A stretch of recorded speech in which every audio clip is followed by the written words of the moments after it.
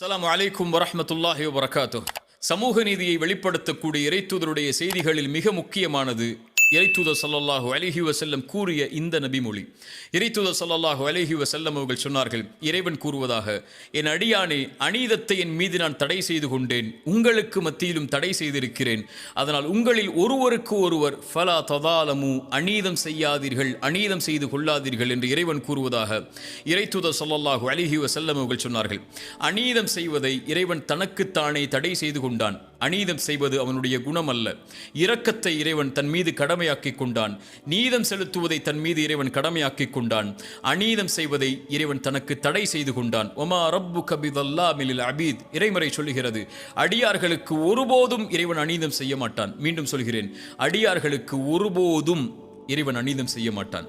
இறைத்தூதர் ஸல்லல்லாஹு அலைஹி வஸல்லம் சொன்னார்கள், வானங்கள் பூமிகளில் உள்ள மனிதர்களுடைய செயல்களுக்கு ஏற்ப அவர்கள் செய்த பாவங்களுக்கு ஏற்ப தண்டனையை இறைவன் கொடுக்க நாடினால் வேதனையை தண்டனையைத்தான் இறைவன் கொடுப்பானே தவிர அநீதம் செய்வதில்லை.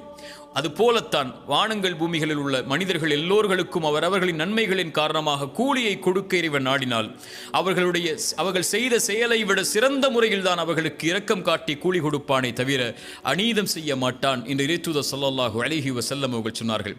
இறைவன் தன் மீது அநீதத்தை தடை செய்து கொண்டான்.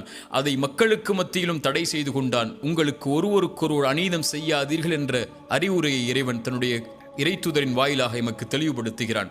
மனிதர்களில் பெரும்பான்மையான மக்கள் அநீதம் செய்யக்கூடியவர்களாகத்தான் தங்களை ஆக்கிக் கொள்கிறார்கள். படைப்புகளில் பலர் தன்னை படைத்த இறைவனுக்கு அநீதம் செய்கிறார்கள். இணை வைப்புதான், படைத்த இறைவனோடு ஒருவரை இணையாக்கி வணங்குதல் தான் இந்த உலகத்தில் இருக்கக்கூடிய அநீதத்தில் மிகப்பெரிய அநீதி. இன்ன ஷிர்க லதுல்முன் அதீம், இணை வைப்புதான் மகத்தான அநீதி. இறைத்தூதர் ஸல்லல்லாஹு அலைஹி வஸல்லம் முஆத் இப்னு ஜபலை அழைத்து கேட்டார்கள், முஆதே, படைப்புகள் படைத்தவனுக்கு செய்ய வேண்டிய கடமை என்ன தெரியுமா? படைப்புகள் படைத்தவனுக்கு செய்ய வேண்டிய கடமை முஆது, அவனை வணங்குதல், அவனுக்கு ஒருவரையும் இணையாக்காமல் இருத்தல். முஆது, படைப்புகள் இதை செய்தால் படைத்தவன் அந்த படைப்புகளுக்கு செய்ய வேண்டிய கடமை நீதி என்ன தெரியுமா? இறைவனை வணங்கி அவனை இணையாக்காமல் இருந்தால் அவனை ஒருபோதும் இறைவன் தண்டிக்க கூடாது, வேதனை செய்யக்கூடாது. முஆது, அதுதான் இறைவன் அவர்களுக்கு காட்டக்கூடிய நீதி என்று இறைத்தூதர் ஸல்லல்லாஹு அலைஹி வஸல்லம் சொன்னார்கள். இந்த நீதிக்கு மாற்றமாக படைத்தவன் ஒருவன் இருக்க, உணவளிப்பவன் ஒருவன் இருக்க, அவனை படைத்து பரிபாலிப்பவன் ஒருவன் இருக்க, படைப்புகள் இன்னொருவரை இறைவன் என்று அழைப்பதுதான் அநீதத்தில் மிகப்பெரிய அநீதி என்பது இறைத்தூதருடைய வார்த்தையாகும். மனிதன் படைப்புகளுக்கு அநீதம் செய்கிறான். படைப்புகளில் பெற்றோர்களுக்கு மனிதன் அநீதம் செய்யக்கூடியவனாக இருக்கிறான். அவர்களுக்கு நடக்க வேண்டிய முறைக்கு மாற்றமாக நடந்து மனைவி கணவனுக்கு, கணவன் மனைவிக்கு, பிள்ளைகள் பெற்றோர்களுக்கு, உறவுகளுக்கு, நண்பனுக்கு, அண்டை வீட்டாருக்கு, தன்னுடைய நெருக்கமானவர்களுக்கு, விலகி இருப்பவர்களுக்கு, பிரமதத்தார்களுக்கு, சகோதரர்களுக்கு என எல்லா தரப்பிலும் அநீதம் தான் இந்த உலகத்தில் மிகைத்திருப்பதை பார்க்க முடிகிறது. இறைத்தூதர் ஸல்லல்லாஹு அலைஹி வஸல்லம் ஒரு மனிதன் தனக்குத்தானே அநீதம் கூடாது என்றார்கள். இறைத்தூதரிடத்திலே பலர் வந்து முறையிட்டார்கள், இறைத்தூதரை ஒருவர் இரவு முழுக்க வணங்குகிறார், உறங்கவில்லை. ஒருவர் திருமணம் செய்யாமல் தன்னுடைய வாழ்க்கை முழுவதையும் வணக்க வழிபாட்டில் கழித்துக் கொண்டிருக்கிறார். ஒருவர் நோன்பை நோற்றுக் கொண்டு இருக்கிறார், பசித்து அவர் உணவை உண்ணாமல். இறைத்தூதர் ஸல்லல்லாஹு அலைஹி வஸல்லம் அவர்களை எல்லோர்களையும் அழைத்து சொன்னார்கள், அநீதம் செய்யாதீர்கள், நேர்மையை நிலைநாட்டுங்கள், நீதியை நிலைநாட்டுங்கள். உங்கள் கண்களுக்கு செய்ய வேண்டிய கடமை இருக்கிறது, உங்கள் உடலுடைய கடமை இருக்கிறது. நான் உங்களில் இறைவனை அதிகமாக பயப்படக்கூடியவன், நானே திருமணம் செய்கிறேன், நானே நோன்பை நோக்கிறேன், வருகிறேன், நானே உபரியான கடமைகளை நிறைவேற்றுகிறேன், விடுகிறேன். நான் உங்களை விட இறைவனை பயப்படக்கூடிய நானே நீதியில் நடக்கும் போது நீங்கள் எப்படி அநீதம் செய்யலாம் என்று இறைத்தூதர் ஸல்லல்லாஹு அலைஹி வஸல்லம் அவர்கள் சொன்னார்கள். மனைவிக்கு அநீதம் செய்யக்கூடியவர்களை பார்க்கிறோம். இறைத்தூதர் ஸல்லல்லாஹு அலைஹி வஸல்லம் சொன்னார்கள், உங்களில் சிறந்தவர் உங்களுடைய குடும்பத்தாரிடத்திலே சிறந்தவர், நான் என் குடும்பத்தாரிடத்திலே சிறந்தவன். நீங்கள் இந்த உலகத்திலே சிறந்தவராக வாழ வேண்டும் என்றால் உங்களுடைய குடும்பத்தில் சிறந்தவராக வாழுங்கள், அதில் அநீதம் செய்து விடாதீர்கள் என்று இறைத்தூதர் ஸல்லல்லாஹு அலைஹி வஸல்லம் அவர்கள் சொன்னார்கள். ஒரு மனிதன் பிறருடைய பாவங்களை, பிறருக்கு பாவம் செய்வதன் மூலமாக, பிறருடைய உள்ளத்தை நோவினை செய்வதன் மூலமாக, பிறருடைய சொத்துக்களை சூறையாடுவதன் மூலமாக, பிறருடைய உரிமைகளை பறிப்பதன் மூலமாக ஒரு மனிதன் அநீதம் செய்து கொண்டிருக்கிறான். இவை அனைத்தையும் இறைத்தூதர் ஸல்லல்லாஹு அலைஹி வஸல்லம் தடை செய்தார்கள். இறைத்தூதர் ஸல்லல்லாஹு அலைஹி வஸல்லம் அவர்கள் சொன்னார்கள், முஆத் இப்னு ஜபலை யமன் தேசத்திற்கு அனுப்பும் போது மிக முக்கியமான செய்தி, இத்தகி தஅவத்தல் மதுலூம், முஆத், அநீதம் செய்யப்பட்டவனுடைய பிரார்த்தனையை பயந்து கொள். ஒருவன் அநீதம் செய்யப்பட்டிருக்கிறான் என்றால் அவன் இறைவனை அழைத்தால் இறைவா என்ற ஒரு வார்த்தை போதும். அவனுக்கும் இறைவனுக்கும் இடையில் எந்த ஒரு திரையும் கிடையாது. அவன் கேட்டால் இறைவன் கொடுப்பான். அநீதம் செய்யப்பட்டவன் கரத்தை ஏந்தி விட்டால் போதும், அவ்வளவுதான். அநீதம் செய்தவன் அழிந்து விடுவான். இறைத்தூதர் ஸல்லல்லாஹு அலைஹி வஸல்லம் சொன்னார்கள், அநீதம் செய்பவனுக்கு இறைவன் அவகாசத்தை அளித்துக் கொண்டு இருப்பான். அவனை பிடிக்க நாடினால் அநீதம் செய்தவனை தண்டிக்க நாடினால் அவ்வளவுதான். தண்டனை கொடுக்கும் வரைதான் அவனுக்கு இரக்கம். தண்டனையை கொடுக்க நாடிவிட்டால் உலகத்திலேயே அவ்வளவுதான், அழிந்து விடுவான். இறைவனை விட்டு அவனை தப்பிக்க முடியாது என்று இறைத்தூதர் ஸல்லல்லாஹு அலைஹி வஸல்லம் சொன்னார்கள். இறைத்தூதர் ஸல்லல்லாஹு அலைஹி வஸல்லம் அபிசீனிய நாட்டில் நடந்த ஏதாவது ஆச்சரியப்படுத்தக்கூடிய செய்தி இருந்தால் சொல்லுங்கள் என்று நபித்தோழர்களிடத்தில் கேட்டபோது ஒரு நபித்தோழர் சொன்னார், இறைத்தூதர், ஒரு வயதான ஒரு பெண்மணி தன்னுடைய தோளில் தண்ணீர் பாத்திரங்களை சுமந்து கொண்டு நடந்து சென்று கொண்டிருந்தாள். அப்போது அங்கிருந்த வாலிபர்கள் அந்த தண்ணீர் பாத்திரத்தை அந்த பெண்ணை இழிவுபடுத்துவதற்காக தட்டிவிட்டு அந்த பெண்ணையும் கீழே தள்ளிவிட்டார்கள். கால் வழிக்கு அந்த பெண் கீழே விழுந்தவள் எழுந்து ஒரு வார்த்தை சொன்னால், இறைத்தூதரே, அது எங்களை ஆச்சரியப்படுத்தியது. என்னை அநீதம் செய்தவனே, நாளை மறுமை என்ற ஒரு நாள் வரும். இறைவன் சிம்மாசனத்தை அமைப்பான். முதலாவவர் முதல் இறுதியான மனிதர் வரை எல்லோரைகளையும் ஒன்று கூட்டுவான். நாவுகள் சீலிடப்பட்டு கரங்கள் தோள்கள் பேசும்.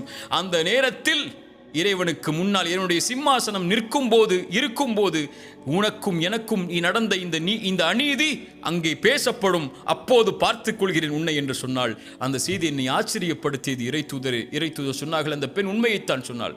பலமில்லாத அந்த பெண் பலமுள்ள மக்கள் இருக்கும்போது இரக்கம் காட்டப்படாமல் இருக்கும்போது இறைவன் எப்படி அந்த சமூகத்திற்கு இரக்கம் காட்டுவான் என்று இறைத்தூதர் ஸல்லல்லாஹு அலைஹி வஸல்லம் நீதியின் குரலை சொன்னார்கள்.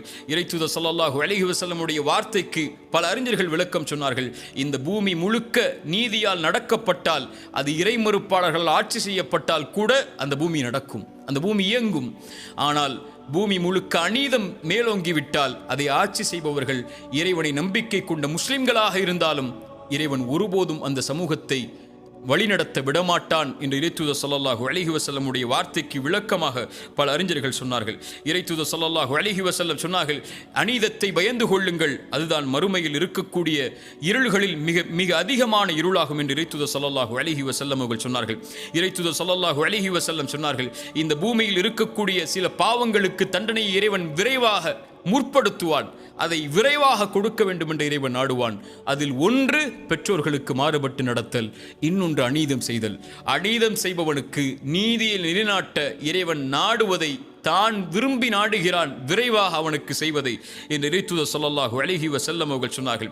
இறைத்தூதர் ஸல்லல்லாஹு அலைஹி வஸல்லம் சொன்னார்கள், நாளை மறுமையில் பரம ஏழை என்பவன் யார் தெரியுமா? நன்மைகளை சுமந்து வருவான், மூட்டைகளாக மலைகளாக நன்மைகளை சுமந்து வருவான். சுமந்து வரக்கூடியவனுக்கு பின்னால் வரிசையாக மக்கள் நிற்பார்கள். அது ஒருவனுடைய குறையை பற்றி பேசியிருப்பான், ஒரு உரிமையை பறித்திருப்பான், செல்வத்தை சூறையாடி இருப்பான், மனதை காயப்படுத்தி இருப்பான், இப்படி மனிதர்களுக்கு அநீதம் செய்து இருப்பான். அந்த நீதியை நிலைநாட்டுவதற்காக அநீதம் செய்தவனுடைய நன்மைகளை எடுத்து செய்யப்பட்டவர்களுக்கு இறைவன் வழங்குவான். எல்லா நன்மைகளும் வழங்கப்பட்டு எந்த நன்மையும் அவர்களுக்கு கொடுப்பதற்கு இவன் செய்த அந்த செயலுக்கு பகரமாக கொடுப்பதற்கு இல்லாத பட்சத்தில் அவர்களுடைய பாவங்கள் அவர்களுடைய குற்றங்கள் அனைத்தையும் இவன் மேல் சுமத்தி இவனை நரகத்திலே தூக்கி வீசுவான். நன்மைகளை சுமந்து வந்த இவன் அநீதத்தின் காரணமாக இறைவன் நீதி செலுத்துவதால் நரகத்தில் தூக்கி வீசப்படக்கூடிய இவன்தான் பரம ஏழை என்று இறைத்தூதர் ஸல்லல்லாஹு அலைஹி வஸல்லம் அவர்கள் சொன்னார்கள். ஒருவன் அழைத்தால் அந்த அழைப்பிற்கு இறைவன் பதில் கொடுப்பான் என்றால் அது அநீதம் செய்யப்பட்டவன் அழைத்தால் அந்த அழைப்பிற்கு தான் என்று இறைத்தூதர் ஸல்லல்லாஹு அலைஹி வஸல்லம் அவர்கள் சொன்னார்கள். அல்லாஹ்வுடைய தூதர் ஸல்லல்லாஹு அலைஹி வஸல்லம் தங்களுடைய பிரார்த்தனையில் ஒன்றை இணைப்பார்கள், யா அல்லாஹ், அநீதம் நான் செய்வதிலிருந்தும் எனக்கு அநீதம் செய்யப்படுவதிலிருந்தும் என்னை பாதுகாத்து விடு என்று இறைத்தூதர் ஸல்லல்லாஹு அலைஹி வஸல்லம் சொல்லுவார்கள். நீதிக்கு மாற்றமாக நடத்தல் தான் அநீதம். எந்த ஒரு உரிமை ஒருவருக்கு கொடுக்கப்பட வேண்டுமோ அந்த உரிமைக்கு மாற்றமான ஒரு செயலை செய்தல் தான் அநீதம்.